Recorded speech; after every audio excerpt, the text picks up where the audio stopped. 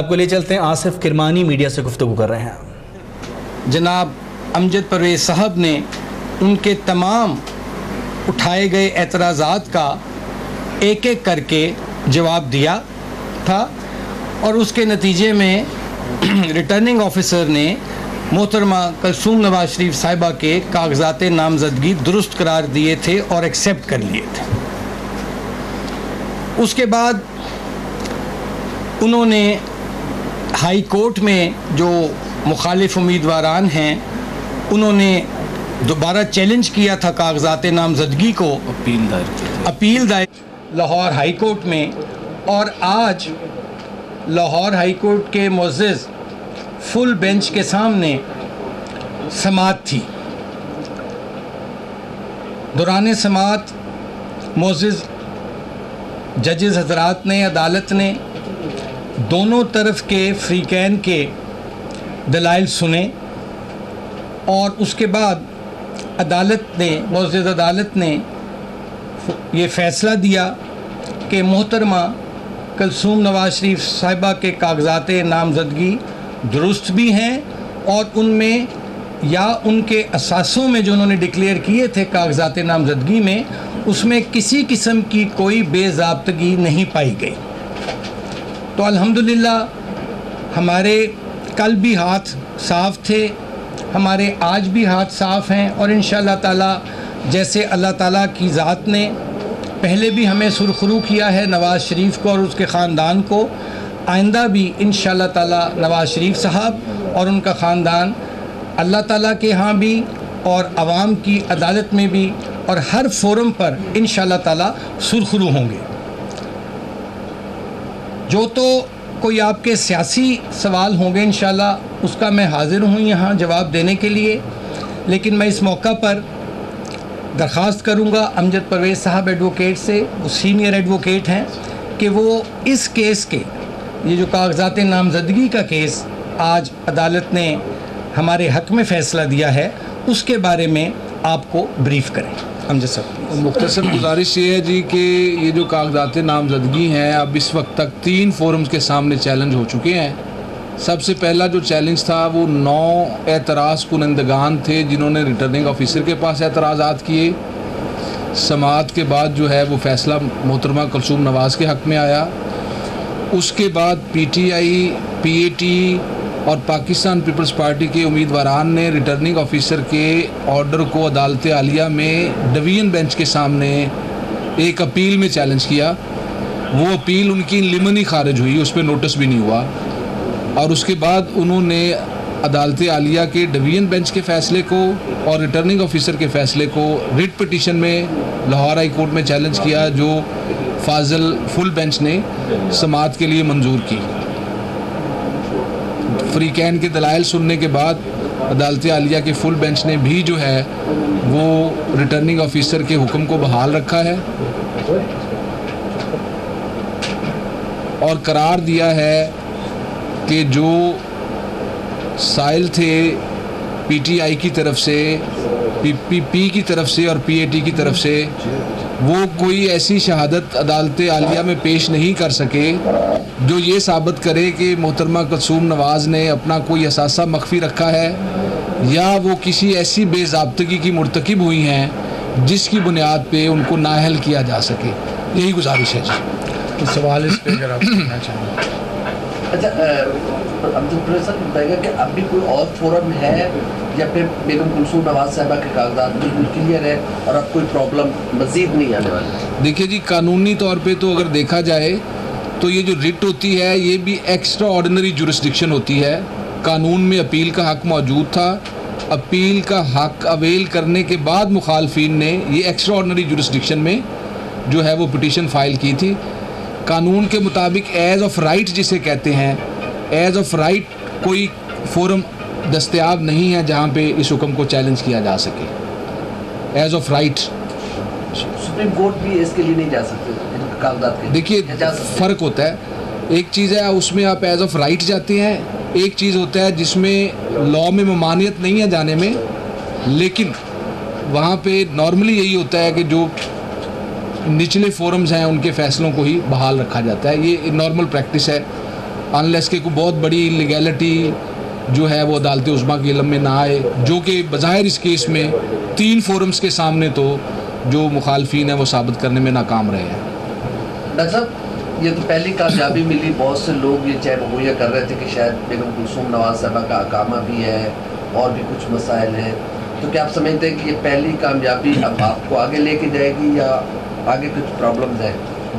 इंशाअल्लाह ताला हम समझते हैं कि हमारे, जैसे मैंने पहले अर्ज़ किया कि हमारे हाथ साफ़ हैं हम, और इंशाअल्लाह ताला आपने देखा है जिस तरह NA 120 में जिस तरह मरीम नवाज़ शरीफ साहिबा गई हैं, कैंपेन के लिए गई हैं, और जिस तरह उन्होंने अवामी राब्ता मुहिम चलाई है, और जिस तरह लोगों का एक जोशो खरोश और फ़कीदुल मिसाल, जिस तरह उनका हर गली में, हर मोहल्ले में, हर यूसी में, हर वार्ड में जिस तरह उनका इस्तकबाल हुआ है, तो मैं समझ रहा हूँ कि आज की भी ये कामयाबी है।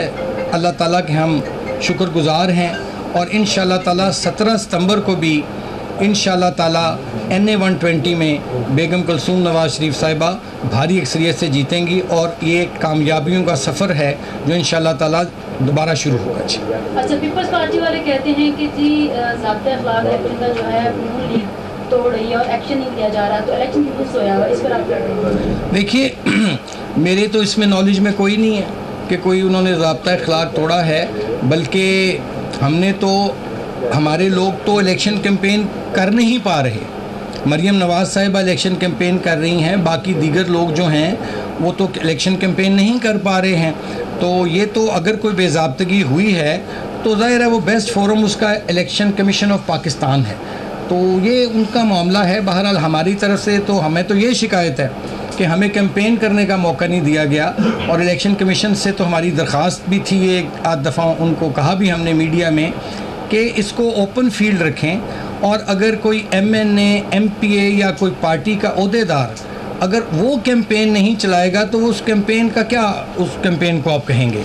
हाउएवर, हैविंग सेड दैट, अल्हम्दुलिल्लाह, लेकिन मरीम नवाज़ शरीफ साहिबा ने ये ज़िम्मेदारी निभा रही हैं, और बड़ी खूबी के साथ, बड़े एहसन तरीके से और कामयाबी के साथ ये इलेक्शन कैंपेन जारी है। डॉक्टर साहब, आप बेगम कुलसूम नवाज साहिबा को वज़ीर आज़म देख रहे हैं आगे इलेक्शन के बाद, जो आप कह रहे हैं कि ऐसे नताए जाएंगे, अगर ऐसे नताए जाते हैं तो बेगम कुलसूम नवाज साहिबा वज़ीर आज़म होंगी पाकिस्तान? देखिए,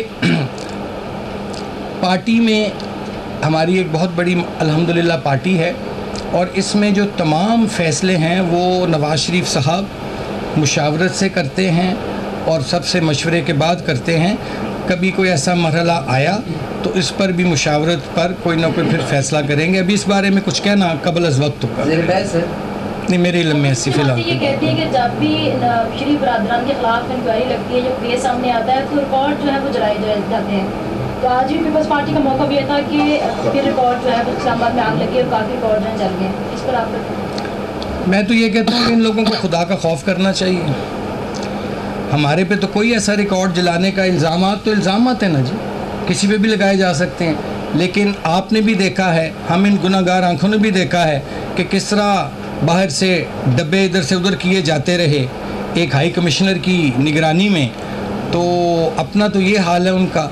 तो इस तरह की इल्ज़ामात लगाने से, जैसे कि आज भी जो ये केस है जो मोहतरमा कुलसूम नवाज शरीफ साहिबा के ख़िलाफ़ किया गया था, उसमें भी कोई सबूत नहीं था, सिर्फ इल्ज़ामात थे। तो इल्ज़ामात पर मैं क्या बात करूं जी, छोड़े, इग्नोर करें, अल्लाह ताला इनको हिदायत दे। अच्छा सर, बात ये है कि जैसे इलेक्शन कमीशन ने भी और कोर्ट ने भी ये कहा कि MNA MPA जो है वो इलेक्शन कैंपेन में हिस्सा नहीं लेंगे, मगर आपके MNA MPA पूरी लाहौर की बॉडी जो है वो इस कैंपेन में ऐसे मतलब महव है कि उसको आप नज़र आना चाहिए कि आया कि इलेक्शन कमीशन को नज़र नहीं आ रहा, या कि आपके पास पावर ज़्यादा है जिसकी वजह से हुकूमत आपकी है, जिस पे आपको पूछने वाला कोई नहीं। देखिए, ताकत तो सिर्फ एक ज़ात है, वो अल्लाह ताला की है। जहाँ तक MPS की आपने बात की है, तो मेरे भाई वो उस हलके के रिहायशी भी हैं, वो वोटर भी हैं उस हल्के के।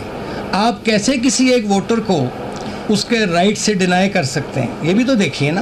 नहीं, एक एमपीए तो हो सकता है, मगर लाहौर के एमपीएस की बात हो रही है, एमएनएस की बात हो रही है। तो वो भाई अगर कोई कर रहा है तो उसके बारे में आप उनसे सवाल कर लें, लेकिन मेरी नॉलेज के मुताबिक अभी तक कोई ऐसी बेज़ाब्तगी हमारी तरफ से हुई नहीं है। डॉक्टर साहब आखिरी सवाल, आज मरियम नवाज शाम को एक पोलिंग एजेंट से मुलाकात करेंगे, उसके बाद सुनने में आ रहा है कि वो इस्लामाबाद जा रही है, हाँ या ना में जवाब? मेरे इल्म में बाखुदा कोई ऐसी बात इल्म में नहीं है कि वो इस्लामाबाद जा रही हैं। अगर फ़र्ज़ करें, बिलफ़र्ज़ अगर जा भी रही हैं तो क्या उनको सफ़र पे पाबंदी है? मतलब पाकिस्तान है एक आज़ाद मुल्क है, अगर तो हर शहरी पर उसको वो नकलो हरकत की कोई पाबंदी तो नहीं है ना जी। ये बुनियादी राइट है हर शहरी का, वो जहाँ मर्जी आ जाए। आपके दोस्त इमरान खान साहब भी लाहौर आ रहे हैं और कैंपेन तो कर नहीं सकते, दाता साहब जा रहे हैं, वो भी क्या कहेंगे? पहली बात यह है कि आपने उन्हें मेरा दोस्त कैसे कह दिया हैं जी? तो वो तो उम्र में मुझसे काफ़ी बड़े हैं, वो बाल मेरे सफ़ेद ज़्यादा पहले हो गए हैं, लेकिन दोस्त तो खैर वो शायद अपने भी दोस्त नहीं हैं, वो अपने आप के भी दोस्त नहीं हैं। तो ठीक है, मेरा ख्याल है जाएँ वहाँ, और उनको ज़रूरत है कि वो रुजू करें, और शायद वहाँ जाने से जो वो कुछ उनमें तब्दीली आ जाए, कि अल्लाह ताला उनको हिदायत दे दे कि वो सच्ची बात करना सीखें, और झूठे इल्ज़ामात और मनफी सियासत और डिस्टेबलाइजेशन की सियासत जो उनसी है उससे कम से कम वो एक तामीरी और कंस्ट्रक्टिव पॉलिटिक्स की तरफ आ जाए। ठीक हो गया जी? जज़ाकुमुल्लाह ठीक है, थैंक यू वेरी मच, बहुत मेहरबानी, शुक्रिया। मुस्लिम लीग नून के रहनुमा आसिफ किरमानी कुलसूम नवाज के वकील अमजद परवेज के हमरा प्रेस कॉन्फ्रेंस कर रहे हैं।